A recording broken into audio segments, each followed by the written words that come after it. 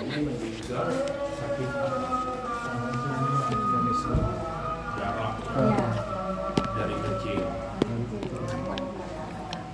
8 tahun. Ya memang itu penyakit yang hampir tidak bisa disembuhkan oleh dokter. Sayang saya tidak tahu.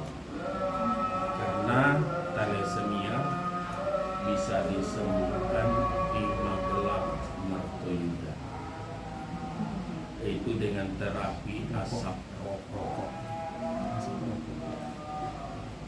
Coba Bapak Ibu buka di Google terapi asap rokok Mas Dodi, itu akan keluar. Rokoknya rokok apa, Mas? Rokok khusus. Nanti keluar. Rokok khusus. Bukan rokok sembarangan. Rokok khusus. Jadi kalau terapi di sana itu gratis.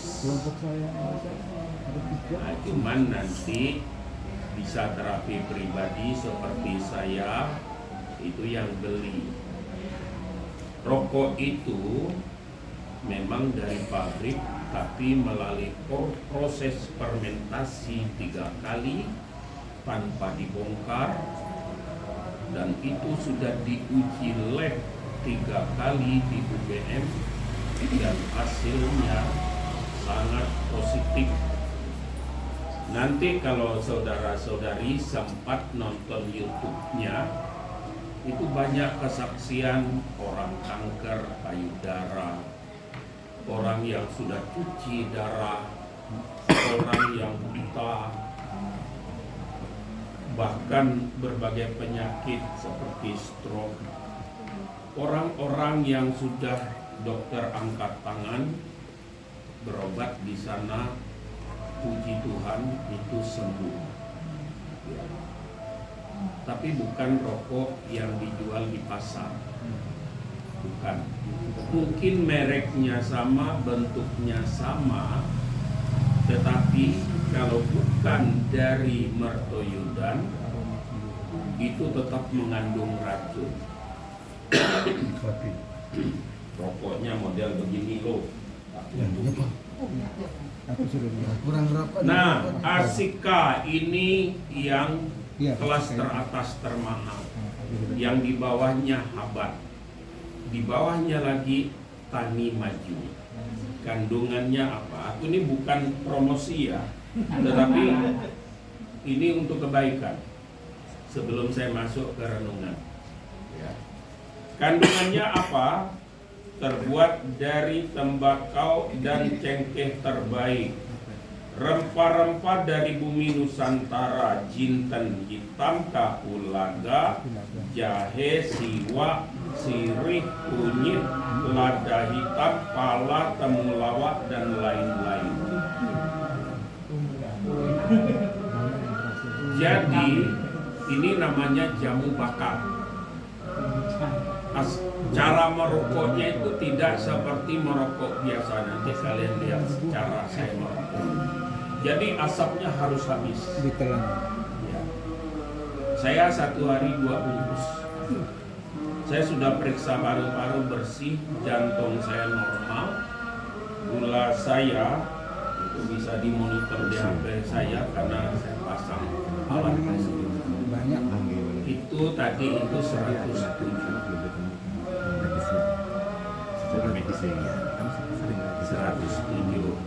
Lalu insulin hampir sudah harus saya lepas. Obat sudah banyak dikurangi. Nah, kalau memang mau tahu, cobalah buka di YouTube ya, supaya barangkali bisa membantu orang-orang lain. Saya juga bisa menterapi karena ada alatnya. Saya terapi sendiri. Asapnya itu disedot dengan alat suntik itu yang sebesar gini. Jadi asapnya semprotkan ke hidung, ke mulut, ke mata, itu perih, ke telinga. Nah, abunya bisa dikonsumsi Buat teh. goreng. Kurang. Kalau umpamanya kena kanker payudara, Nanti ku kirim ke kamu. Kanker payudara itu abunya itu digosok, untungnya itu direbus lalu untuk ngebilas. Tapi yang lupa yang kena abu rokok itu jangan dicuci. Kalau gatal jangan digaruk, jangan dikopek sampai nanti sembuh. Nah, siapa tahu ada yang sakit. Kalau Pak Mikael mau obat kuat, cari ke Madura. Hubungannya apa, Bang?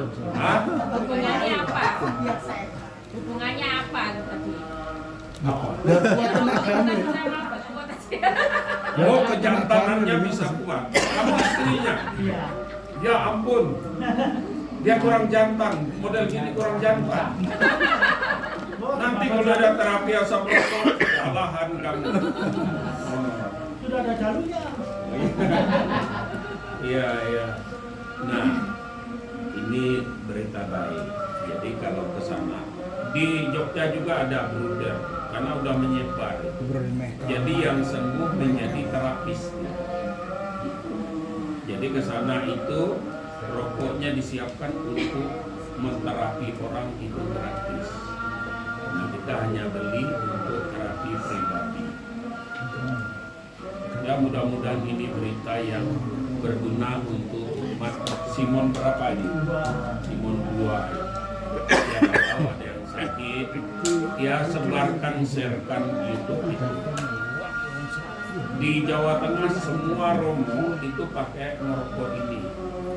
Ada juga romo yang menjadi terapi, jadi mempraktekkan rokok.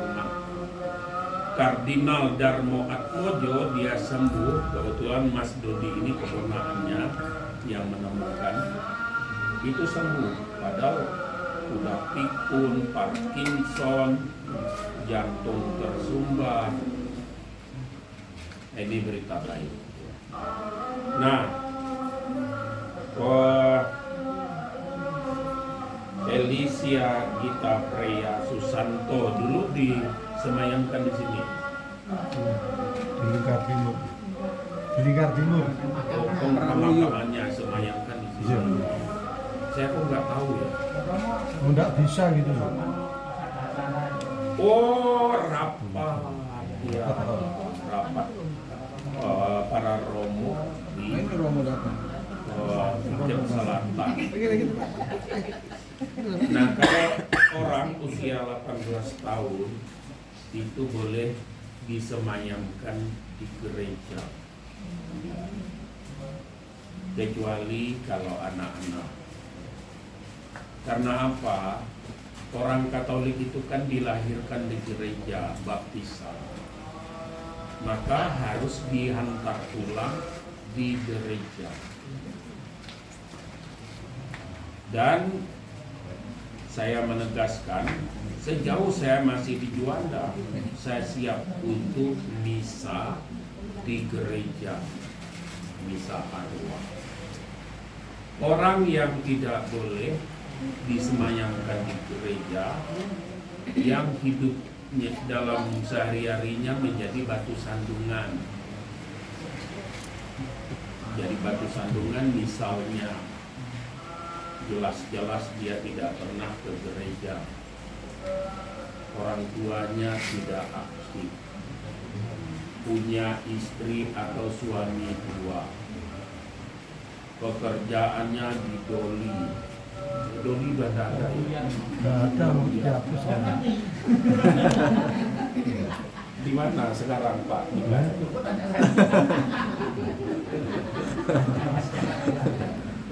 Nah, kalau yang seperti itu tidak bisa. Tapi kalau dari keluarga biasa, sebaiknya dibawa ke gereja. Nah, hampir semua gereja itu kan hilang kebiasaan menyemayamkan umatnya di gereja. Ketika Romo Kordo di Juanda, dia mulai dengan anaknya Pak Yosef, dan saya dukung Saya katakan di paroki saya wajib karena itu haknya umat. Umat itu wajib disemayamkan di gereja. Jadi itu bagian kedua dari tausiah saya. Bagian ketiga mengenai kematian. Dalam bacaan pertama tadi disinggung sedikit, dan ini menyinggung tentang api pencucian. Jadi prinsipnya orang yang percaya dibaptis dalam gereja Katolik mengikuti jalan Yesus, dia pasti selamat. Nah, dia pasti tidak masuk neraka. Jadi itu yang harus kalian yakini. Tetapi kita sebagai manusia biasa, saya juga belum tentu langsung masuk surga karena kelemahan-kelemahan kita. Tadi dikatakan dalam bacaan ini, bacaan dari kitab kebijaksanaan, setelah disiksa sebentar, mereka menerima anugerah yang besar. Sebab Allah hanya menguji mereka, lalu mendapati mereka layak bagi dirinya laksana emas dalam dapur api, diperiksalah mereka olehnya lalu diterima bagaikan korban bakaran. Jadi kita mati kalau tidak langsung masuk surga, kita di api pencucian. Tetapi api pencucian beda dengan api neraka. Ya. Ingat, api pencucian beda dengan api neraka. Api neraka benar-benar bara api. Ya, seperti api ini. Tetapi api pencucian adalah api kasih Allah yang membakar kita. Ingat, ketika nanti kita merayakan Pentakosta, Roh Kudus turun dalam bentuk apa? Lidah api. Itulah yang membakar semangat kita untuk mengikuti Yesus. Kita taat, kita rajin, kita setia, kita berani berkorban, kita berani menjadi saksi. Itu bukan karena kekuatan kita, tapi karena Roh Kudus yang menghidupi kita. Nah, Roh Kudus itu bisa hilang dari kita kalau kita melakukan dosa, kalau kita malas, kalau kita memelihara dendam, iri hati. Roh Kudus itu bisa hilang. Makanya butuh sakramen tobat. Nah, di api pencucian itu kita dibakar oleh kasih Allah. Proses pembakaran itu memang tidak enak karena kita tidak langsung masuk surga. Tadi kan diibaratkan emas. Emas itu kan harus dibakar supaya menjadi emas murni. Tapi ingat sekali lagi, api pencucian beda dengan api neraka. Api neraka itu adalah api abadi untuk membakar kita selama-lamanya. Dan dibakar di api neraka itu tidak hangus-hangus. Kalau yang berdosa menolak Allah masuk neraka, badannya gemuk model kamu, apinya makin besar karena banyak lemaknya. Aduh, kamu dibully Romo ya. Ada Indomaret enggak sekitar sini? Ada. Nah, nanti kamu jangan mampir situ, nanti beli baikon.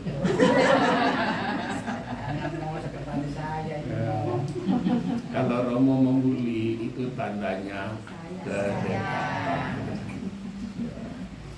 Jangan sakit hati, ya. Kalau aku cuek dengan kamu kan, malah kan kamu gelisah. Masa Romo seganteng Romo Kadri ndak mau. Ya. Nah itu arti pencucian ya. Tetap tidak enak, tapi kita diproses untuk masuk surga. Nah bacaan kedua tadi pagi hari ini itu menggambarkan suasana surga. Rasul Yohanes diperlihatkan suasana surga, orang tua-tua, orang kudus, jumlahnya besar sekali, semuanya berpakaian putih. Kita nanti pada akhir zaman nanti dibangkitkan dengan tubuh mulia. Nah tubuh kita ini, tubuh Matius Juli ini bukan tubuh mulia, ini tubuh fana. Kenapa disebut tubuh fana? Karena tubuh ini banyak hawa nafsu, banyak kemauan, banyak kelemahan. Itu yang membuat dosa. Ya. Nanti ketika Romo Matius mati, itu dikuburkan jadi abu, jadi tanah. Pada akhir zaman, tubuh saya yang fana dibangkitkan menjadi tubuh mulia. Tidak seperti ini lagi, sempurna seperti Yesus bangkit. Ketika pertama dia bangkit, agak panjang dah Bapak ya. Uy. Supaya kalian ada pengetahuan. Aduh, jangan. Nanti banjir terhambat pulang. Nah, ketika Yesus pertama bangkit, dia menampakkan diri kepada Maria Magdalena. Maria Magdalena mau pegang kukunya. Jangan, aku belum kembali kepada Bapa.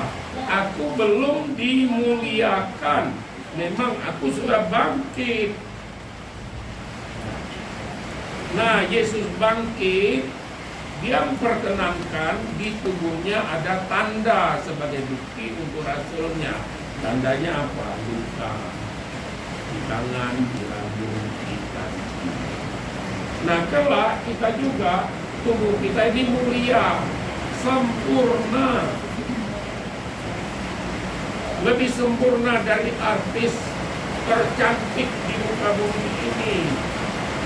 Lebih mulia, tapi tidak sama dengan 72 bidadari. 72 bidadari khusus untuk ustaz. Karena anggapan mereka di surga itu ada hubungan seksual. Enggak ada. Kalau kita jadi murni itu enggak ada nafsu kepengen ini, kepengen itu, enggak. Kamu secantik apapun di surga nanti, jantung pun enggak akan berdegup-degup. Ya, enggak akan terbawa dalam mimpi. Semua kita menjadi sempurna. Nah itu yang dilihat oleh Ratu Yohanes, yang kita dengar tadi pagi. Sayang, jangan ngantuk, tidur dia. Oh ya, ada bekasnya air liurnya itu. Air liur di bangku. Mana buah?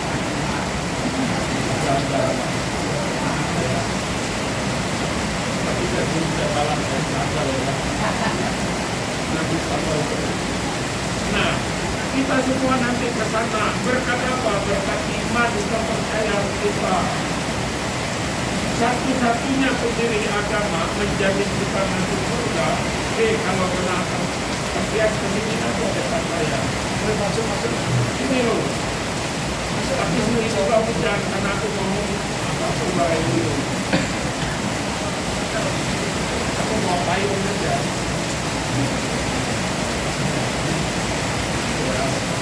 Nah, kita semua nanti dimuliakan di sana.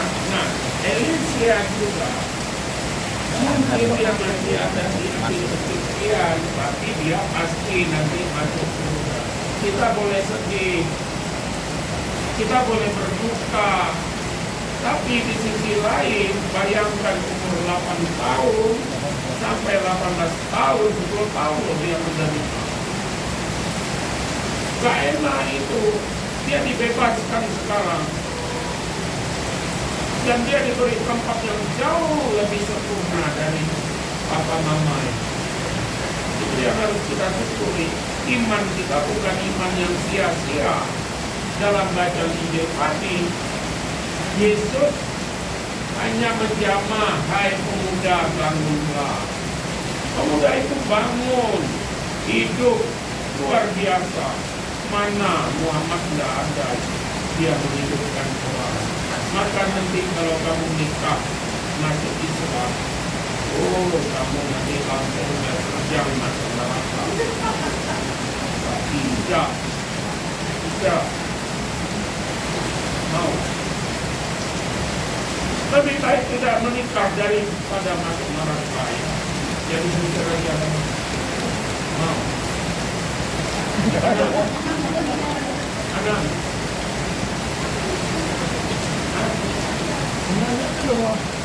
Anak itu apa ini? Sudah jadi suster aja, nggak enak jadi ibu-ibu. Oh, lihat dulu, nggak menderita itu. Jadi suster ya. Besok saya daftarkan. Ya, nikah juga bagus. Tapi ingat, khotbah saya tadi pagi, jangan anak 1, 2, 6 minimal. Masa anak cuma 1, 2. Bapak ibu saya loh anaknya 15. Ibu saya melahirkan adik saya bungsu. Itu umur 52 tahun, tidak ada bidan, tidak ada dokter. Sehat itu. Banyak dokter sekarang kan cari cuan. Dokter kandungan, dia bilang, lebih bagus kamu operasi. Ini bahaya loh jadi kamu. Sebenarnya tidak apa-apa, cuman dia mau cari cuan. Ada dokter nggak gini? Oh, kalau ada dokter berobat, jangan cari cuan yang tidak benar. Dokter kandungan. Dia melahirkan sempurna aja. Bidan kan nggak kayak nenek saya dukun orang beranak. Dipaksa-paksa itu, maka saya lahir jadi pendek.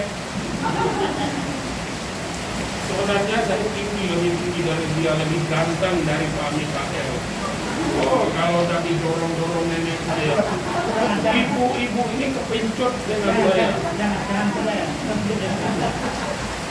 Ini udah ada papanya. Kenapa kamu mau makhluk model begini?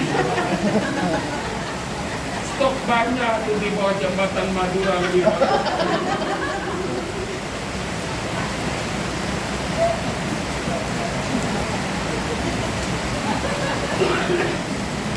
Ya. Nah, jadi kembali bahwa iman kita itu bukan iman yang sia-sia. Yesus itu memang sumber dan asal dari kehidupan. Dia pastikan orang yang percaya itu mendapat kehidupan kekal. Dari sia ini juga, saya ikut berbuka, saya ikut mendoakan supaya Elisia beristirahat dalam damai, masuk surga, jadi pendoa bagi Papa Mama. Ini yang satu. Buat lagi, umur berapa? Oh, ibu saya itu umur 52. Kamu tahu, Sarah, istri Abraham, melahirkan umur berapa? 80. Ayo Pak, buat lagi. Kalau dulu nggak ada mobil, Bang. Dulu kan nggak ada mobil, nggak ada sepeda motor. Kemana-mana jalan kaki jadi kuat. Loh, justru pakai sepeda motor lebih kuat. Apalagi naik mobil. Mana capeknya? Ayo. Sekarang kan nggak perlu pijit-pijit. Dulu Sarah dan Abraham tuh pijit-pijit karena jalan kaki. Sarah itu mikir kasih suaminya, kamu kecil nggak kasih suaminya? Biar dipijit lain mah. Ya, buat lagi ya. Setuju.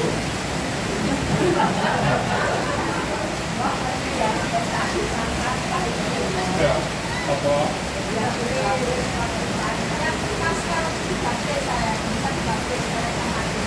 Oh iya? Muslim sebelumnya.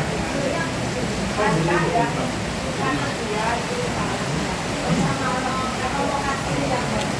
Oh, kalau saya baptis kamu pasti punya anak.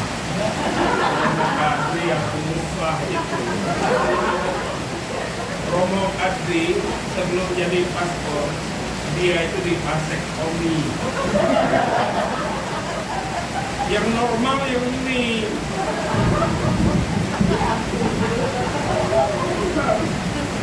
Coba besok tanya Romo Kadri, betul kan?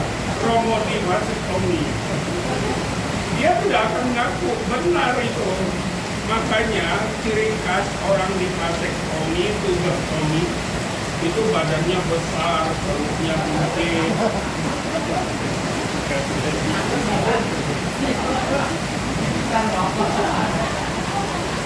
Bu, ini loh. Oh, udah dengar. Enggak. Nah, Anda hari ini kamu belum jadi bukan kamu yang memanggil dan memilih, tapi Yesus melalui Tuhan. Itu pasti. Siratul Mustaqim itu Yesus. Imam Mahdi itu Yesus. Al-Imran Al-Fatihah juz 6 itu tidak pernah diajarkan Ustaz. Tidak pernah. Rohul Kudus turun atas rahim Siti Maria itu tidak pernah diajarkan. Kalau diajarkan kalian semua pasti masuk Katolik. Nah, jadi saya ikut berduka cita mendoakan dia sudah jadi pendoa. Semoga kalian yang nanti ada di dunia ini diberi kesehatan, senantiasa dilindungi oleh Tuhan. Amin. Kita lanjutkan